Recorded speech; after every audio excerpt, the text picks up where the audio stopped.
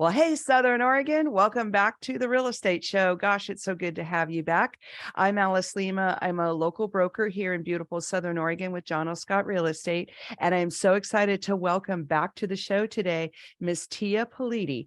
We lovingly call her the walking encyclopedia of all things landlord tenant.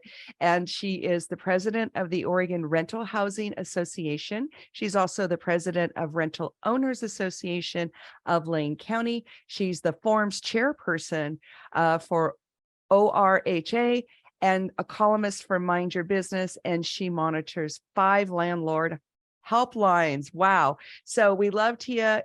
She's very tuned into the conversations that are happening right now in the state of Oregon regarding landlord tenant law. And you want to hear this because she's not only on the bleeding edge, she's quite funny, quite nice, and just a wealth of information. So before we bring Tia back on, let's take a quick look at our local stats, because I know there's a lot of gloom and doom out there, but I just want to point out the data. We want to use data, right? So in Jackson County, our 5-year appreciation is 41.3%. Prices are up 41.3%. The average days on market in Jackson County are now 68. That's just 2 months. A normal market is more like 120, 180 days. So we're still in a little bit of a seller's market, just not as much as we were last year. Our prices in the 1-year category in Jackson County are actually down a little bit. The 1-year price change is minus 3.4%, but just a reminder, the 5-year change is up 41%. We're also tracking foreclosures and short sales now just to see if something's going to start happening. And in the last quarter in Jackson County, we only had 7 foreclosures that sold and 1 short sale. And Josephine County is holding their own as well. The 5-year change in Josephine County for prices, they're up 50.9%. Congratulations. The average days on market this year are 62, so not that far from Jackson County. It's still a couple of months. The prices in Josephine County are down a smidge as well. They're down minus 5% in just this last year, but a reminder, they're up 50% for the 5-year mark. In Josephine County in the last quarter, we've only had 3 foreclosures close and 0 short sales. So yes, I know the world is scary. I agree, but Southern Oregon is holding its own in the housing department. So good for us, but we'll check it every week. And if it changes, we'll let you know. In the meantime, we're going to take a quick break from our sponsors and bring in Miss Tia Politi. Don't go away. Well, good morning, Southern Oregon, and welcome back to the Real Estate Show. I'm Alice Lema, broker John L. Scott, and we are talking to one of my favorite all-time people, Tia Politi. Welcome back, Tia. Thank you, Alice. It's always a pleasure to come on your show. Well, we're super excited this time because there's stuff happening in the legislature. Ugh, yes, there is a lot. We are in the midst of our odd year-long session, and our legislatures have many fun things in store for landlords this year. The one benefit or good thing about this year's session is at least the Democrats don't have a supermajority anymore. So they have had to reach across the aisle to get some of these things passed. But we are seeing some bipartisan support for some of the measures that are coming forth, and I'm happy to talk about whatever part of that you'd like me to chat about. Well, I'm hoping we have time to cover it all. Why don't we start maybe in order? Like, is there an order? Is there an order? Well, let's see. Or do you want to do most traumatic to least traumatic? Yeah, why don't we start with what's likely to be coming extremely soon, and that's House Bill 2001. This is Governor Kotek's, very urgent priority, and it is part of her homeless reduction program. And what it's going to mean for landlords is a return to some of the COVID era protections. So why? I'm going to let you talk. Sorry, go ahead. Yeah, I mean, why is a whole philosophical question, my dear. And I can get into why I think why. But the basic contents of that and what we're going to be familiar with from COVID is we are going to be eliminating the 72 and 144-hour notices for non-payment of rent and going back to the 10 and 13-day notices for non-payment of rent that happened during COVID. And what that's going to mean is that certainly, a landlord can still serve a notice for non-payment on the 5th, which would be the 13-day notice, or on the 8th, which would now be the 10-day notice. It hasn't been signed yet, but as soon as it's signed, actually an attorney down there has remarked that, if you've already served a 72-hour notice and it hasn't expired and you haven't filed in court yet, you're going to have to pivot to a 10 or 13-day. You're going to have to start over is likely. You probably won't be allowed to file on that. So there's what we're waiting for right now. We've got those forms ready to go. We're letting our associations know they can go ahead and order those now, so that when the bill hits, it'll take effect immediately, and hopefully our local associations will have those forms to sell you. It certainly will be available on the Oregon Rental Housing Association Forms Store site as soon as that law goes into effect. What we're waiting for right now, in addition to the governor's signature, is for them to be done. They've got to correct the eviction filing forms that are on the OJD online form site. They also need to prepare a one-pager that landlords are going to be required to provide to the renter with a notice for non-payment. And one of the things I want to clarify here is non-payment doesn't just mean rent. Okay, it means non-payment of utilities, late fees, non-compliance fees, anything owed to the landlord other than damage to the premises. The landlord can serve a 10 or 13-day notice for non-payment of rent, but in regards to other amounts owed that the tenant may owe on their account, those notices go on what I call a 3014. It's a notice of termination with cause. Some people call that a 1430. I call it a 3014. We're both saying the same thing. It's a 30-day notice of termination with a 14-day right to cure. So if you're serving one of those notices for the tenant to pay you past due late fees or non-compliance fees or utilities or something, you're also going to have to include this one pager. The one pager is going to provide the renter with resource information as to where they may be able to get rent assistance. So that's the great thing that Governor Kotek has done for us, and we do appreciate it. Just like during COVID, if the landlord had to wait to get paid, but the state made us whole in the end, as long as we followed the correct processes. So in this case, we're not going to be required to delay. That was one thing we did successfully negotiate out of the bill. We're not going to be required to delay any action for 60 days, which was their original proposal if the tenant applied for rent assistance. But in addition to extending the timeframes that the tenant will have to repay, the notification timeframes that the landlord has to provide the tenant is also going to have an extended time frame during which they can cure that notice. So another delay as part of the non-payment process is that any eviction claim brought for non-payment, whether it's rent or, as I said, other charges owed by the tenant, not including damage to the premises, is going to go from a minimum 8-day first appearance to a minimum 15-day first appearance. So it's going to delay our first appearance in court by about another week minimum. And then the court can extend that to 7 more days to accommodate the court schedule. So it's going to extend the time frame it's going to take us to get to court on non-payment. And then if the tenant requests a trial, I don't believe we're going to be able to do what we've been doing, which is, if a tenant wants to counterclaim on non-payment of rent, typically the statutes allow that the landlord can demand that the court require the tenant to pay rent into court to show their good faith, that they're not withholding rent based on an inability to pay, but based on the fact that they actually have a legitimate defense to bring forth.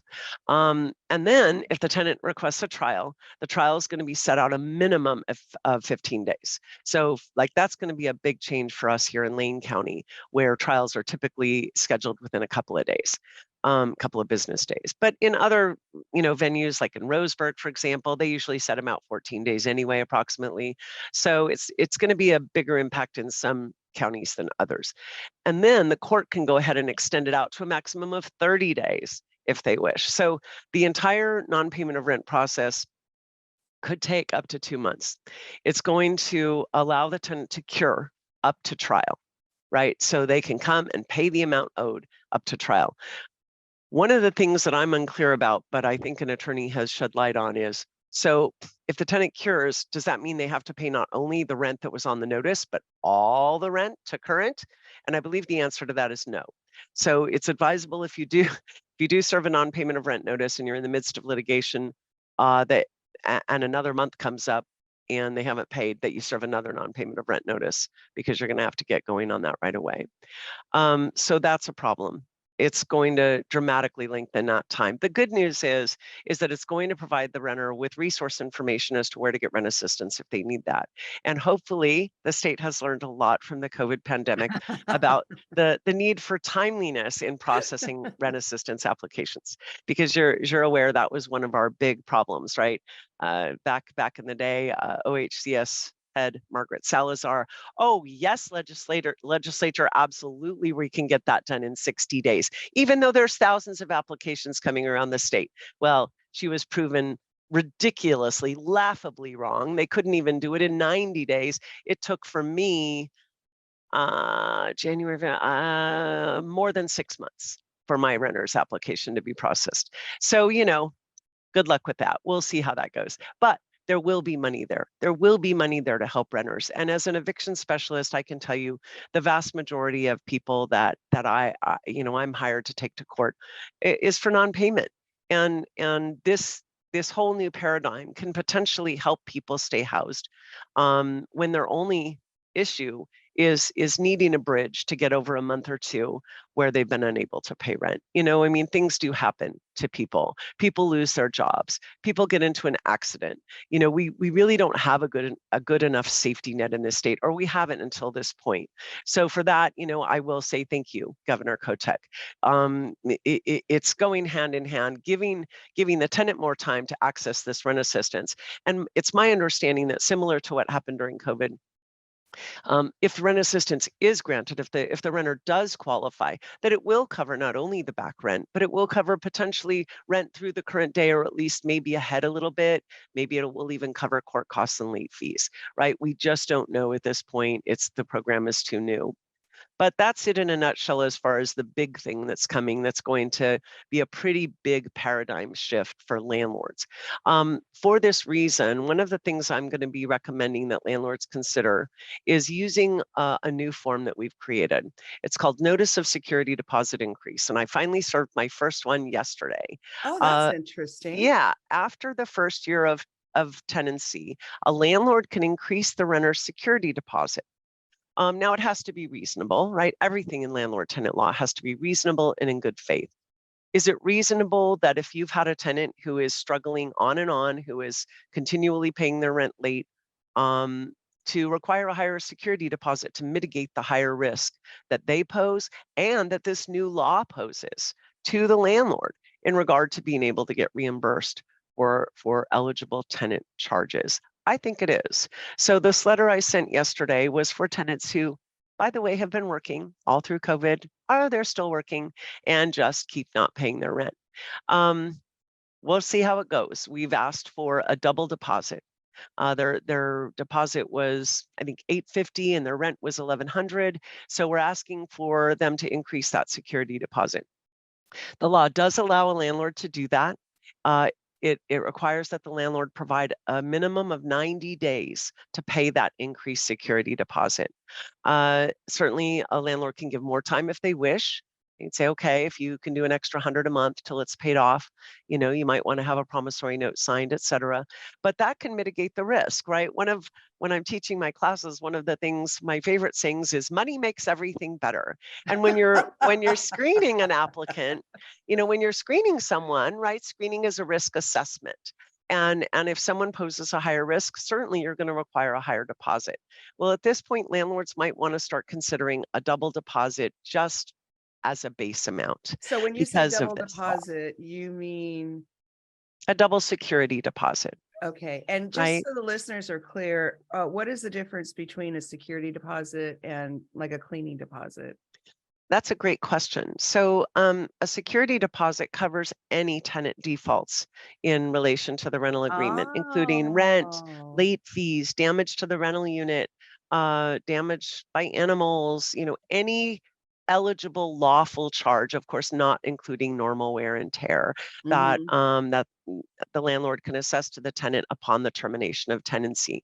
So those are lawful charges. A cleaning deposit, the problem with charging what they call a designated deposit is that those deposit monies can only be used for that designated item. So, if the tenant leaves the place immaculately clean, but owes you 3 months of rent, you're going to have to return the cleaning deposit, even though they owe you money on the other side of the So ledger. what you're saying is the security deposit can be used to help reimburse the landlord for back rent, which I was not aware of that. That's amazing. Okay, so how often can you do the notice of increased security deposit? Well, there's no restriction in the law, but again, everything we do has to be fair and reasonable. So I always say, whenever I'm making a decision about what's reasonable, I imagine myself standing in front of a judge Yeah, justifying my that's a decision, good idea. right? How is a judge going to look at what I've done? Are they going to consider it reasonable and fair or not? So I think with the increased risk to landlords, that a double deposit as a base amount makes sense to me, just because they've made it much more challenging for us to terminate for non-payment. So money makes everything better to a point, at least, That is not so perfect, funny. but better. And so that's how you mitigate that risk.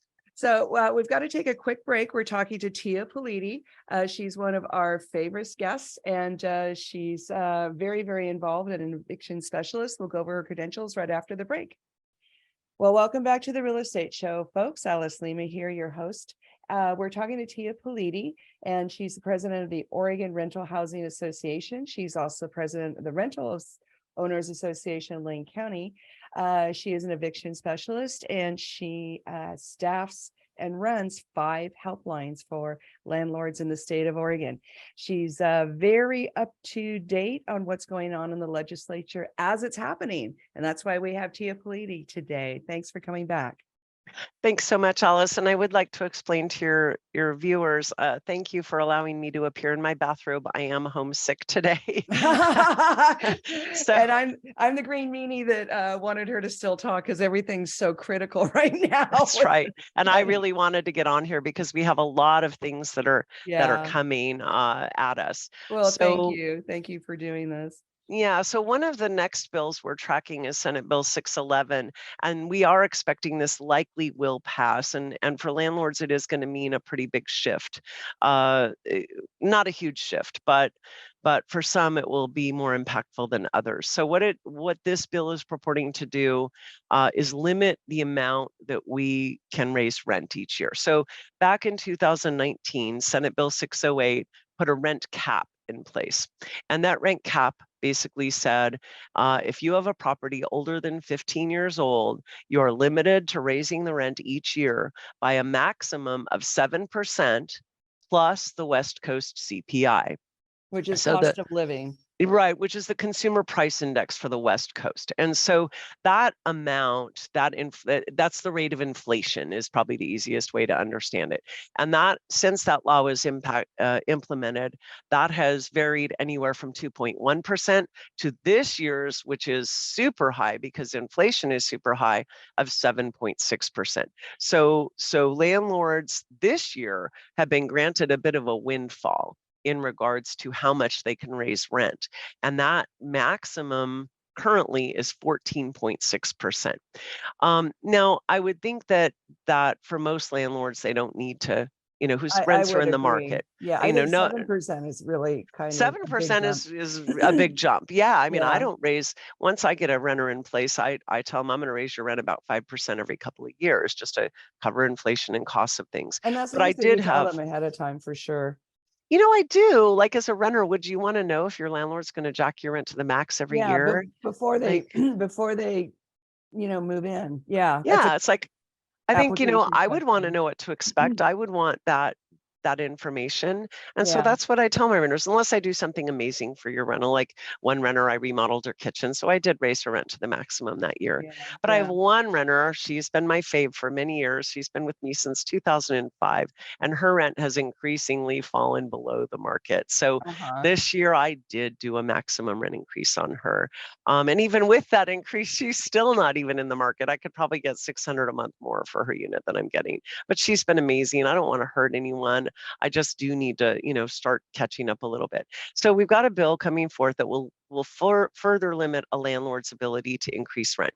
The proposal is that a landlord would be able to increase rent a maximum of either 8% or 3% plus the CPI.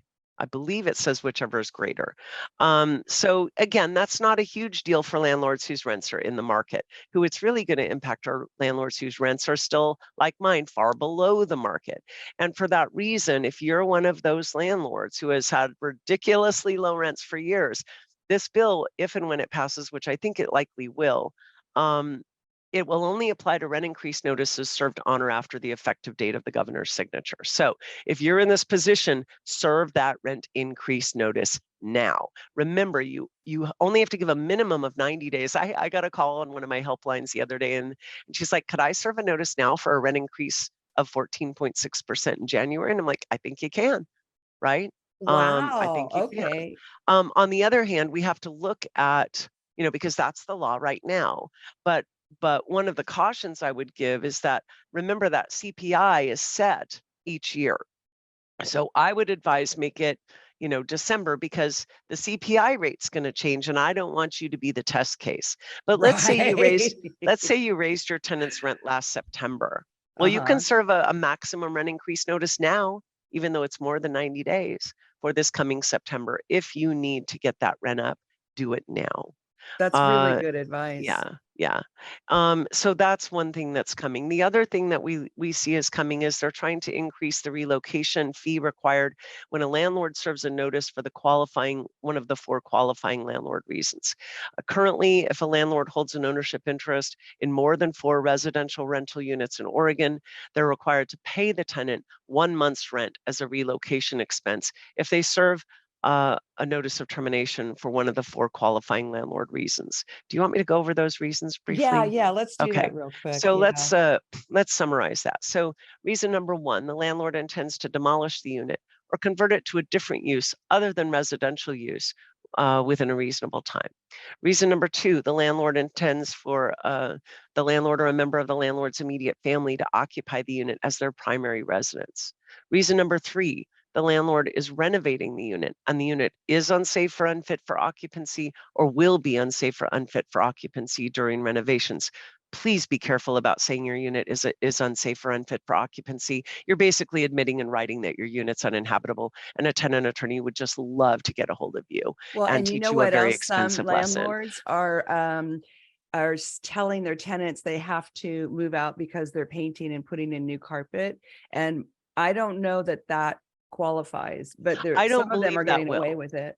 Well, sure, if the tenant doesn't challenge you, you can get away Mhm. with it. Yeah, so I But agree. Be careful. right, be very careful. If you want to be the test case, we would so appreciate that, because we're all wondering where the line is. The Yeah, attorneys that I've spoken to have said it better impact habitability. yeah. So if you have substantial peeling paint in a house built before 1978, and it could, inside, and it could be lead-based paint, that might qualify. Might not. I'm a bit of a risk freak, so I'm always looking at ways that a tenant attorney could get a hold of one of my owners and rip them to bits and charge them for the privilege. So I always tell my clients it needs to be substantial. You need to be tearing out the only bathroom, tearing out the only kitchen, dealing with hazardous materials like asbestos, popcorn texture on the ceiling, asbestos tiles in the flooring. You're dealing with substantial rot, things like that. I've had realtors try to question me. Well, we need to replace the roof. I've replaced roofs with tenant in place. Oh, of We need to course. we That's need to replace the easy. windows. You can do that from You outside. can do that We need to too. paint. I've painted with tenants in place. We need to replace the carpet. Not good Can't enough. do that. Not good enough. Yeah. Unless it gets by the tenant and the tenant doesn't challenge you. We're seeing a lot more renters show up at court, a lot more get represented by by attorneys. So, it's a Gotcha. tougher process than it used to be.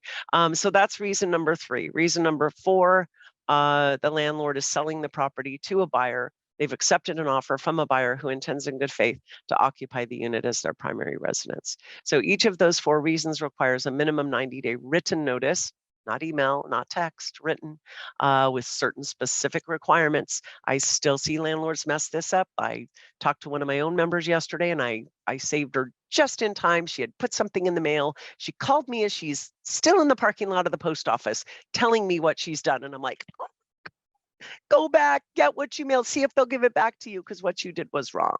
She sent some letter about this 90-day notice just because she was marketing the property for sale. Can't do that. Can't do that. You have to have an accepted offer. And she didn't, have on the notice, the veterans disclosure, any of the other myriad requirements for service of notice in Oregon. I just see landlords messing this up. My head sometimes just wants to pop right off. I see them. I mean, landlords can be some of the chintziest, cheapest people on the planet, I swear. They don't want to spend, I don't want to pay you $75. I can do this myself. And then they end up blowing it and pay an attorney $1,000 to dismiss a case. I call it stepping over a dollar to pick up a nickel. And, trying to save money, you're going to cost yourself a whole lot more money. Yeah. And the Oregon Rental Housing Association, of which you're the president of, has amazing forms. And yes, we do. Legal, they're easy to fill out. What are they? $5 or $6, and then Yep. you're not in trouble. And the instructions are on there. You can also call or email Tia directly, one of her 5 landlord hotlines, and she'll help you. Or hire me, or hire other. There's other people. Yeah. There's other people like me, and one of the things I tell people is like, well, maybe I'll just do an attorney, and I'm like, there's nothing. Actually, that's a great choice. Sometimes a letter from an attorney is far more impactful than a letter from little old me. So I'm seeing a lot more of the bigger management companies just go straight to an attorney. And I don't think that's a bad choice either. It's kind of like having a guy with a badge on his chest and a gun on his hip serve your court papers rather than little old me, right? It can make a bigger impact. So, and then certainly I'm not an attorney. All right, so let's get back to the qualifying landlord reasons. What I was talking about was how relocation fees are going to increase to 3 times the monthly rent. And those relo fees will only apply I'm not seeing that change in the law, although be prepared. What I'm telling you right now could change. There's this process in the law that legislators love, and it's called gut and stuff. It's where they take what's called a placeholder bill. They wait till the last minute, they gut what's in it, and they stuff in what they want. So, which could be really bad for us. And it has been in the past. We've got to really keep track of that. And our lobbyist and our legislative director and deputy legislative director are monitoring those constantly to see what's going on there. But it's going to increase that relocation expense to 3 times the monthly rent. And it still is holding open that you'd have to have 5 or more units in Oregon. And then it's also purporting to limit the rent increases as well. So if you're planning to serve one of those qualifying landlord reason notifications in the next year, do it now. Do it now while the relo is less. You're saying 90 days. It can be a year or 2. It can. You can always give more time. You just can't give less. So, consider that, especially if you have a renter who's super below market. But yeah, they're implementing these things in an effort to help renters. But what they're really doing is going to cause landlords to have to raise their rents to recoup these costs. As I learned in Economics 101 at LCC back in the day, it's supply and demand. And if you raise costs on a business, they're forced to raise costs on their customer, because no business, operates to not make a profit, to not have a return for the business owner of some reasonable amount. And that's why we're seeing a lot of owners selling out, taking their properties or their money out of state, buying in other states that are more landlord friendly. Yeah, we're seeing then it makes it worse. Much of that. And when we do put something on the market that has a tenant in it, the buyer's agents a lot of times are skittish and they don't want to show it, or they, recommend a different property. When they do sell, they're usually sold to owner occupied people right now. Investors aren't buying them. Yeah, and just for your reference and other realtors and owners who are considering selling, I've just redone my article. It's called I have a column I write. It's called Mind Your Business, Tia's Tips for Better Rental Management. And I just redid my article on overcoming barriers to selling a tenant occupied property. Oh, And that is great. available for all of you for free on my website. That's So great. my That's great. website is my name, tiapoliti.com. So So check that out.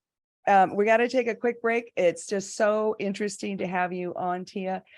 Please do not change the dial. We'll be right back with more great information from Tia Politi. Well, hey, Southern Oregon, welcome back to the Real Estate Show. We're talking to Tia Politi. She's the president of the Oregon Rental Housing Association. She's also the president of the Rental Owners Association of Lane County. I call her the walking encyclopedia of all things landlord tenant in Oregon. And she also is running 5 helplines for landlords. And she's all up to speed on what's going on with the Oregon legislature right now. So Tia, what's next? Yeah, thanks again for having me on, Alice. I always enjoy coming on your program. I wish more folks were doing this around the state. So we were tracking a number of bills that you and I discussed leading up to this segment. The next one that's going to be pretty consternating for most landlords is the child care bill. And this bill, my understanding, they attempted to push it through last short session and it failed. It didn't get out of committee in time. But this year it is looking like it will come to be, and it has bipartisan support. So, most people are probably aware that we have somewhat of a child care crisis. COVID really brought that into stark relief. And so because of that, the legislature is going to require landlords to allow certified childcares to be run in their rental properties. And most of the reactions I hear to that are shock, horror, and oh my God, I'm selling and I'm getting out of here. It's really scary to think about the type of liability. We've all heard the horror stories about children being molested and killed, or accidental deaths or whatever at childcare facilities. So it's super scary. The bill does provide us with some protection. The way I understand the bill is that the renter will have to have a licensed, certified home. And when I looked at the rules for that, in fact, I had it up on my computer here. They're going to have to be in compliance with the rules of the Early Learning Council. And there are some pretty hefty duty restrictions and rules. There's rules about how much space you need, how much square footage you need for each child, upstairs, downstairs, how much yard space you need, all sorts of different things. They have to meet all sorts of pretty intensive requirements. So this doesn't mean that your tenant can just go, hey, neighborhood kids, come on, or tell the parents you can come and I'll babysit your kids for money. They have to be licensed and certified. And yet the liability concerns are huge. So what they're allowing for landlords to do is require one of 3 things: either a bond, a liability bond the tenant will have to purchase, liability insurance the tenant will have to purchase, or the landlord can require that the parents, the care provider, have the parents sign waivers, eliminating the landlord from responsibility. I'm always concerned about those, but I don't know Why what's would you be best. concerned about that with the parents Is a signing it? waiver good enough? I don't Oh, know, right? gotcha. Okay. So what we're doing now, so I am also chair of the forms committee for the Oregon Rental Housing Association, and we had our meeting in Medford last week. And what I told the committee and the board was, I'm usually feel pretty confident trying to draw up a draft of an agreement. And I said, I don't feel comfortable at all with this. I don't know what to advise our owners to do as far as which of the 3 options are the best for them. I don't know what to do. So what I want is for us to get legal advice. So they approved me to go and spend a certain amount of money to have an attorney give us some guidance into how to develop a child care agreement, what to look for, and then I'm trying to find information on, how to educate owners on what the requirements are. Now, I've managed properties where, my renters have done adult foster care, and I believe the Department of Human Services is who oversees that. And the requirements are very stringent. So that was a good thing. I had really good experiences with that because, the state really holds them to a high standard. And every time I was in that place, it was perfect. And it was really a neat thing. I assume that it's the same for childcare, if not even more stringent. So that makes me feel a little bit better about this.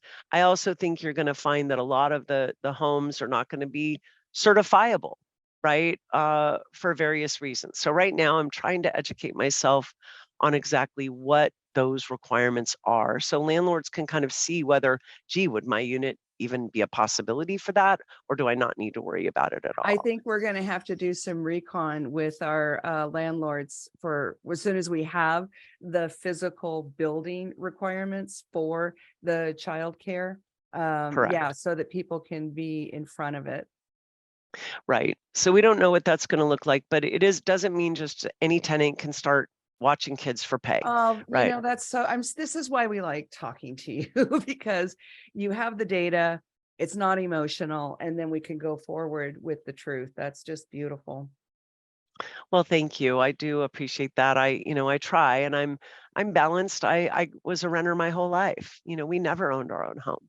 And so, I think so often landlords and tenants are portrayed as being in opposition to each other. And that's really a painful thing because we're not.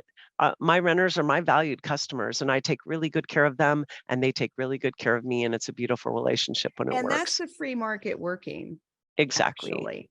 Yeah. But this is not a political show. There you go. There you go. So, But I will say that, all of these restrictions end up requiring landlords to increase rents, and it's causing a lot of landlords to sell. So why are they doing what is going to impact the market even more? Well, I guess it's to make themselves look good to okay, so they don't have, do tenants. the legislatures ever talk about the motivation behind No. these No, bills? but like we've got some things happening here in Eugene, and I wrote a pretty scathing letter just saying, it's obvious that this is political maneuvering because if it weren't, you wouldn't be doing this because what you're Mm-hmm. doing will actually hurt, not help the people you say you want to help, Mm-hmm. the Mm-hmm. marginalized, the historically disenfranchised, those who need a second chance. How is this going to hurt them? Well, rents are going to go up. People are going to sell, so there'll be fewer single family and duplex home options. But it's also going to make it much harder to get into housing in the first place. Landlords aren't going to be able to afford to be second chance landlords anymore, right? And we're going to have to raise our security deposits to cover, the excess risk that they're putting on us. And that's how this hurts renters. Mm-hmm. I'm Mm-hmm. all in favor of reasonable restrictions. As a child growing up, I saw my mother being sexually harassed by a property manager.